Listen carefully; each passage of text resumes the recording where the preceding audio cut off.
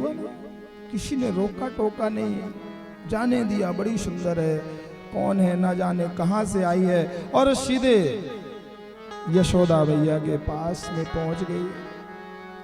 मैं दूर से आई हूं बहन, तुम्हारे लाला को देखने आई हूं, बहुत दिनों बाद हुआ है ना आपके यहाँ, मुझे बड़ी खुशी हुई।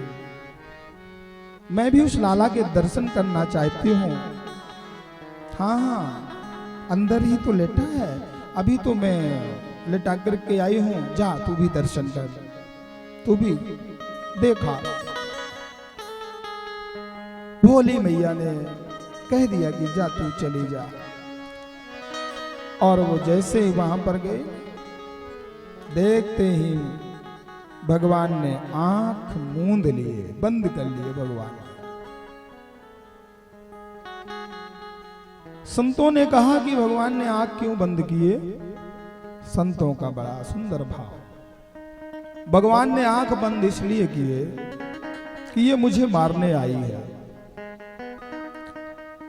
और माया से भी इसने रूप को धारण किया है, और मैं मायापति हूं, मेरे सामने किसी की माया तो चलती नहीं है।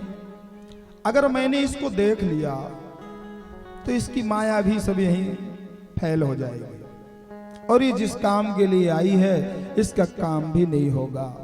तो भगवान ने आंख मूंद ली। दूसरे संतों का भाव है, भगवान ने आंख बंद इसलिए किए, भगवान देखना चाहते हैं कि भैया ये आखिर है कौन जो मुझे मारने आई है। तो भगवान ने आंख मूंद करके देखा, अरे भैया ये तो पूर्व जन्म की राजा बलि की बेटी रत्नावली है। फिर भगवान ने आंख बंद इसलिए किए, भगवान ने विचार किया कि ये तो मेरे हाथों मरेगी पक्का, लेकिन इसको मैं गति कौन सी दूं? व्यक्ति सोचता है कि इसको मैं कौन सी जगह दे दूं। तो भगवान सोचने लगे कि इसको मैं गति क्या प्रदान करूं, किस लोक में भेजूं मैं। एक संत का भाव है कि भगवान ने आंख इसलिए मूंद लिए, भगवान शिव का ध्यान कर रहे हैं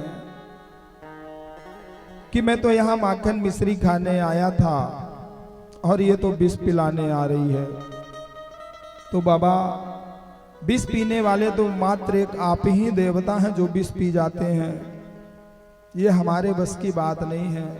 तो मन में भगवान शिव का ध्यान कर रहे हैं। दूसरे संत का भाव है, भगवान ने एक और आंख मूंद करके ये विचार किया कि भैया ये तो पिछले जन्म में भी मैं जो है शुरुआत एक स्त्री से किया था। जब मैं रामावतार में था तो ताड़का को मार करके शुरुआत किया, और लगता है इस जन्म में भी लगता है कि स्त्री को ही मार करके लीला का प्रारंभ करना पड़ेगा। इस प्रकार से भगवान ने आंख मूंद लिए हैं। ऐसे भगवान की लीला, भगवान ने आंखें मूंदे पड़े रहे। पूतना धीरे धीरे पास में गई, गोद में लिया, और गोद में लेकर के पयाह पान कराने लगी, स्तनपान कराने लगी। उसी समय पर धीरे धीरे भगवान उसके प्राणों को भी खींचना प्रारंभ कर दिए। अब वो झटपटाहट से विकल हो गई और कहने लगे, सामुंच मुंच लामित प्रभाषणी निष्पीड्यमानाखिल जीव कर्मणि मुच्यताम, छोड़ मुझे, छोड़ मुझे। भगवान जिसको एक बार पकड़ लेना उसे फिर छोड़ते नहीं है। जीव एक बार भगवान की तरफ आ तो जाए, किसी भी प्रकार से आए, भगवान कहते हैं कि जो एक बार मेरे शरण में आ जाता है उसे कभी मैं छोड़ता नहीं हूं। और भगवान जब उसके प्राणों को ही खींचने लगे तो वो उस नकली स्वरूप को बदल करके अपने असली रूप में, पूतना रूप में प्रकट हो गई और अट्टहास करते हुए, रुदन करते हुए, चिल्लाते हुए आकाश मंडल में उड़ करके गई। सारे ब्रजवासी तो भैया घबरा गए, अरे लाला को ले गई, लाला को ले गई, दौड़ो दौड़ो, ये तो राक्षसी है भैया। पीछे पीछे सारे ब्रजवासी भागे चले जा रहे हैं। बाल स्वरूप में भगवान ने सोचा कि सारे ब्रजवासी घबरा जाएंगे। उसी समय पर भगवान ने अंतिम अंदर को सांस लिया और उसके प्राणों को खींच लिया और उसका प्राणांत हो गया और वो धरातल में आकर के धड़ाम से गिर गई। अब 7 दिन के कन्हैया हैं, सोचो भी 7 दिन के,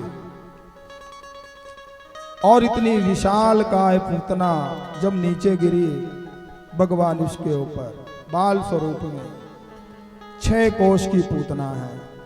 6 कोस कितना होता है? लगभग 18 किलोमीटर।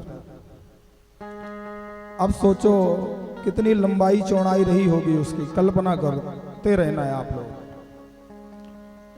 सारे ब्रजवासी एकत्रित हुए वहां पर, चारों तरफ खड़े हो गए और सब सोचने लगे कि भैया लाला को नीचे कैसे लाएं। सीढ़ी लगा करके सीढ़ियों से नीचे उतारा गया और यहां पर वसुदेव जी महाराज कहते हैं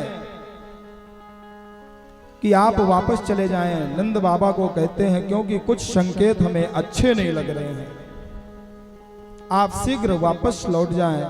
और उसी समय पर यहां पर नंद बाबा भी वापस आते हैं। नंद बाबा ने एक विशाल काय शरीर को देखा। नंद बाबा ने सभी ब्रजवासियों के साथ में मिलकर के उसके शरीर के कई टुकड़े करा दिए और उसकी चिता बना करके उसको जला दिया गया। और कान्हा जी को लेकर के वापस मैया आई और सुंदर गाय के पूंछ से झाड़ा लगाया। बच्चे को नजर लग जाए ना, गाय के पूंछ से झाड़ा लगा दो, नजर उतर जाएगी।